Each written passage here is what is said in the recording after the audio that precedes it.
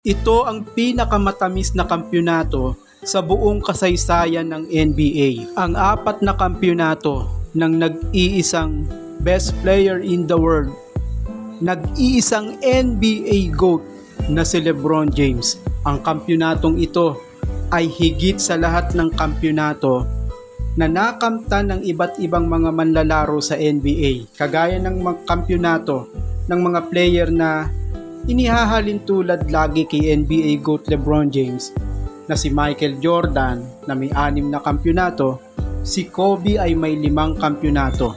Na ang kampyonato ng mga yon ay masasabi mong walang kakwenta-kwentang kampyonato.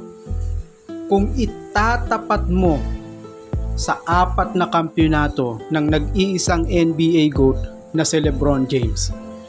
Nagkampyon si LeBron James, nakuha niya ito na ang kalaban niya mga powerhouse team, super team sa era niyang ito. Sa higpit ng kompetisyon, sa lalakas ng mga kalaban ni LeBron, mga super team, mga powerhouse team, hindi katakatakang maka-4 lang na kampyonato ang isang LeBron ngayon dahil sa era niyang ito, napakalalakas ng mga napagkakalaban niya.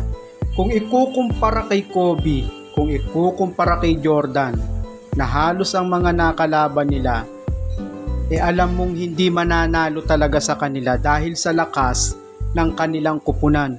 Ang 1990s na Chicago Bulls ay isang super team. Sa panahon nila, walang team na po pwedeng makatalo sa Chicago Bulls ni Michael Jordan, kahit sino ang itapat mo. Kaya hindi katakatakang naka-6 na kampyonato si Jordan. Sa panahon ni Kobe, hindi katakatakang maka-5 kampyonato siya dahil sa lakas ng lineup nila with Shaquille O'Neal.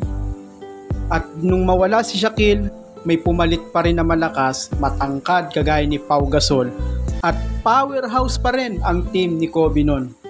Kaya hindi katakatakang magkampiyon sila. Pero yung mga kampyonato nila, walang kakwenta-kwenta yan.